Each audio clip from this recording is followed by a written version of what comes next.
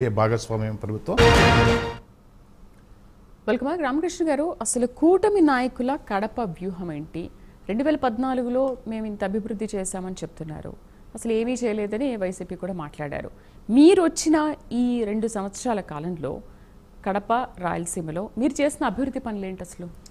ముఖ్యంగా ఎప్పుడైతే 2024లో అధికారాన్ని చేపట్టిన తర్వాత ఎన్డీఏ ప్రభుత్వం చంద్రబాబు గారి హయాంలో ముఖ్యంగా హార్టికల్చర్ రైతులకు సంబంధించిన హార్టికల్చర్ రంగంలో ఒకవైపు కూరగాయలను పండించే వ్యవస్థను, ఒకవైపు పండ్లను పండించే వ్యవస్థను, ఇంకోవైపు ఔషధ మొక్కలను పండించే దానిలో ఈ రోజున హార్టికల్చర్ రంగము కోనసీమ రైతులను కూడా దాటిపోయి ఎంతో అభివృద్ధి శరవేగంగా జరుగుతున్నటువంటి ప్రాంతము కడప మరియు రాయలసీమ.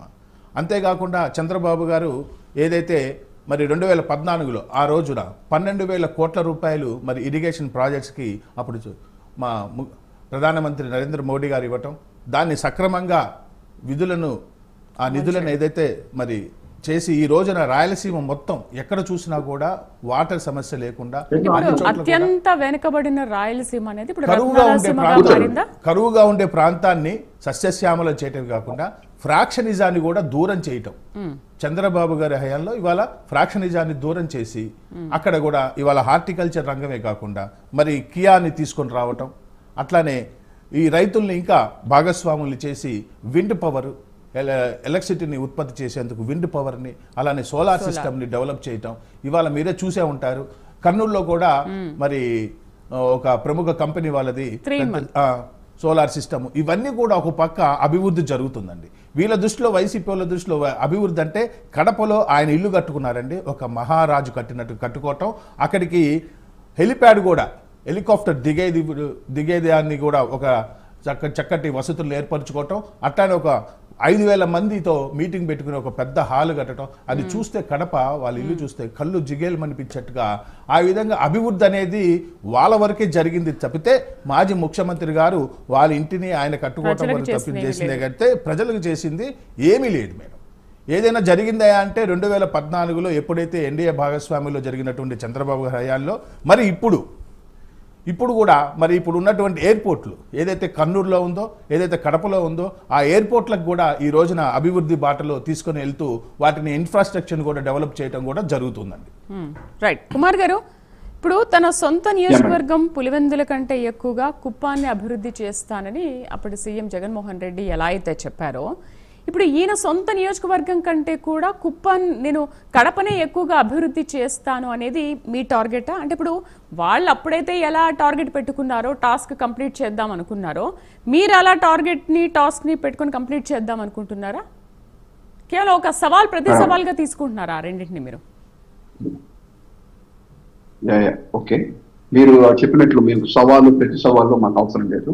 కుప్పంలో ఎమ్మెల్సీ శ్రీకాంత్ ఒకతున్నాడు, అదేవిధంగా ఇన్ఛార్జ్ ఉన్నారు, అదేవిధంగా మా జనసేన పార్టీకి సంబంధించారు. వాళ్ళందరికీ కుప్పంలో ఏమేమి న్యాయం జరగాలో, ఏ ప్రజలకు ఏ విధంగా జరగాలని మొత్తం వాళ్ళకి అప్పగించారు. అదే విధంగా కడప జిల్లాలో చాలా వరకు వెనుకబడిన ప్రాంతాలు ఉన్నాయని చాలా వరకు దాన్ని చేసి ఆ కడప ఎమ్మెల్యే గారు కూడా మాధవి గారు మాకు చెప్పింది. అంటే వాళ్ళు అక్కడి నుంచి వస్తున్న ఏదైతే వెనకబడిన ప్రాంతాల్లో మాకు కొద్దిగా డెవలప్ కావాలని ఎవరు అడిగితే అక్కడ నుంచి తీసుకుపోయి అక్కడ డెవలప్, ఎందుకంటే ముఖ్యమంత్రి గారు అక్కడికి వెళ్ళారనుకోండి, కొద్దిగా ఆ ముఖ్యమంత్రి గారే ప్రత్యేకంగా ఇక్కడికి వచ్చారంటే అధికారులంతా కూడా కొద్దిగా ఫాస్ట్ గా పనిచేసి ఈ ఏరియాను కొద్దిగా డెవలప్ చేయాలా ఫాస్ట్ గా ఆలోచనతో ఉంటుంది. అదొకటి. ఇంకోటి మేడం, నేను చాలా హాస్యాస్పదమైన ఒక టాపిక్ చెప్తాను. గతంలో జగన్మోహన్ రెడ్డి గారు ముఖ్యమంత్రిగా ఉన్నప్పుడు ఒక నీళ్ల ట్యాంకర్, ఈ దాన్ని ఏమంటారు ప్రాజెక్ట్ ఓపెన్ చేసే గేట్లు, ఇవన్నీ ఒక లారీకి ఒక 2 నీళ్ళ ట్యాంకర్లు అన్ని కుప్పానికి తీసుకొచ్చారు. ఒక చోట ప్లేస్ చేసి నీళ్ళ ట్యాంకర్ మొత్తం అన్ని రెడీ చేసి జగన్మోహన్ రెడ్డి గారు వస్తున్నారు అన్నగా ఇవన్నీ ప్రాజెక్ట్ ఓపెన్ చేసేదానికి ఇది ఉంటుంది, గేట్ వాల్స్ అవన్నీ రెడీ చేసి పెట్టారు. 2 ట్యాంకర్ నీళ్లు వదిలేరు చక్కని. అప్పుడు వచ్చారు జగన్మోహన్ రెడ్డి గారు టైఎన్ఎస్ అని కుప్పానికి నేను నీళ్ళు ఇచ్చానే అనేసి అని చెప్పుకుంటా ప్రెస్ కాన్ఫరెన్స్ అవి ఇవి అన్ని చెప్పుకుంటా పోయారు. ఇవే మీరు అదేం చెప్పేది కదా, నా ఇది కాదు. గూగుల్ కొట్టండి, ఈరోజు కుప్పంలో జరిగిన అభివృద్ధి గురించి గత ప్రభుత్వం అనేసి గూగుల్ కొట్టండి, గూగుల్ వస్తుంది. ఖచ్చితంగా దాన్ని అప్పటి ముఖ్యమంత్రి గారు వెళ్ళిపోతానే మళ్ళీ ఆ ప్రాజెక్ట్ సామాన్లన్నీ మళ్ళీ లారీలు వేసుకొని ట్యాంకర్ నీళ్ళు మాత్రం 2 ట్యాంకర్ నీళ్లు మాత్రం వేస్ట్ అయినాయి. ఆయన అక్కడ నుంచి వచ్చి పోవడానికి రాష్ట్ర ఆయన చెప్పుకోవడం ఏంటంటే నేను కుప్పానికి నీళ్లు ఇచ్చాను అంటే వాళ్ళు ఛాలెంజ్ గా తీసుకున్నారు. కానీ ఈ రోజు రాయలసీమ ప్రతి ప్రాంతానికి వెళ్ళండి, నీళ్ళు వచ్చాయా లేదా అది చెప్పండి. కడపకి నీళ్ళు వచ్చిందా, పులివెందులకి నీళ్ళు వచ్చిందా? ఇందాక సవాల్ అన్నారు మేడం, ఇప్పుడు కూడా సవాలే. రండి, మీ కెమెరా తీసుకొని రండి, మీ ఖర్చు అంతా నేను పెట్టుకుంటా. మన రామారావు గారి ఖర్చు కూడా నేనే పెట్టుకుంటా. ఆయన వచ్చి కారు పంపిస్తాను, ఎక్కడికి వస్తారు పికప్ చేసుకొని పికప్ మళ్ళీ చూపించి మొత్తం చూపించే మంచి భోజనం కూడా పెట్టి పంపిస్తా. రాయలసీమ భోజనం కూడా మంచి భోజనం పెట్టి పంపిస్తా.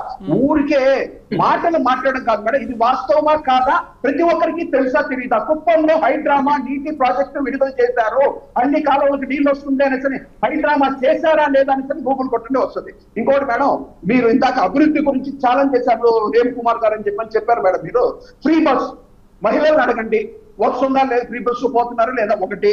రెండోది మేడం, తల్లికి వందనం, తల్లిని అడగండి, తల్లికి వందనం చేరిందా లేదా.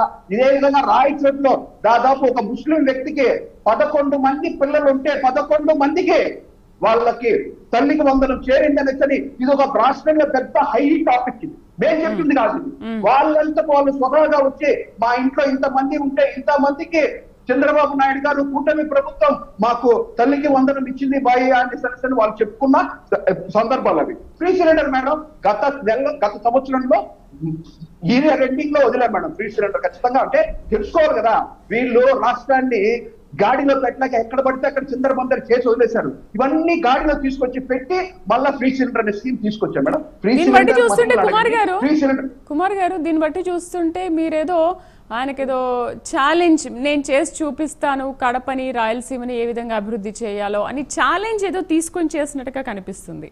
ఎందుకంటే ఇప్పుడు ఆయన ప్రభుత్వ హయాంలో ఉన్నప్పుడు కూడా ఆయన సొంత జిల్లాను వదిలేసి నేను కుప్పాన్ని ఏ విధంగా అభివృద్ధి చేసి చూపిస్తాను అన్నట్టు మీరు మీ సొంత జిల్లాలను వదిలేసుకొని వాళ్ళ సొంత జిల్లాల్ని అభివృద్ధి చేసి చూపిస్తాం అన్నట్టుగా మాట్లాడుతున్నారు. లేనే లేదు మేడం, మా సొంత జిల్లాలు కూడా చూడండి మేడం. కడప పైన ఎక్కువగా ఫోకస్ కనిపిస్తోంది కదా కూటమి నేతలు. చిత్తూరు జిల్లా కూడా రాయలసీమలో భాగమే. కడప జిల్లా, కడపలో అడగండి గండికోటకి నీళ్లు వచ్చినాయా లేదా, రాయచోట్ని అడగండి, పులివెందులను అడగండి, ఇన్ని చోట్లకి నీళ్లు ఇచ్చామా, ఇది వాస్తవం. నేను చెప్పానే ఇందాక కుప్పానికి నీళ్లు, అది ఫిల్మాటిక్. అర్థమైందా? దానికి దీనికి చాలా తేడా ఉంది. కాదని కూడా నేను ఒక్క నిమిషం ఒకే మధ్యలో మాట్లాడేటప్పుడు మీకు ఇష్టం.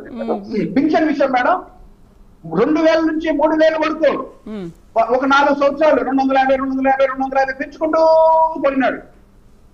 3000 నుంచి 4000 వరకు చెప్పిన మాట ప్రకారం గతంలో 3 నెలల ముందు చెప్పిన మాటకి దాంతో కూడా కలిపి మొత్తం 7000 రూపాయలు పింఛన్ ప్రతి ఒక్కరికి అందిందా లేదా అనే సరిసరి అడగండి.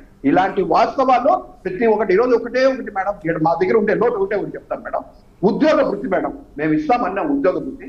కాకపోతే ఈరోజు మేము చేసే ఎక్సర్సైజ్ ఏంటంటే ఉద్యోగస్తులకి 1500 ఉద్యోగ వృత్తి కంటే కూడా 15,000 నుంచి 20,000 రూపాయలు జీతం ఇవ్వాలనే ఉద్దేశంతో ఉద్యోగ జాబ్ క్యాలెండర్ పెట్టాం.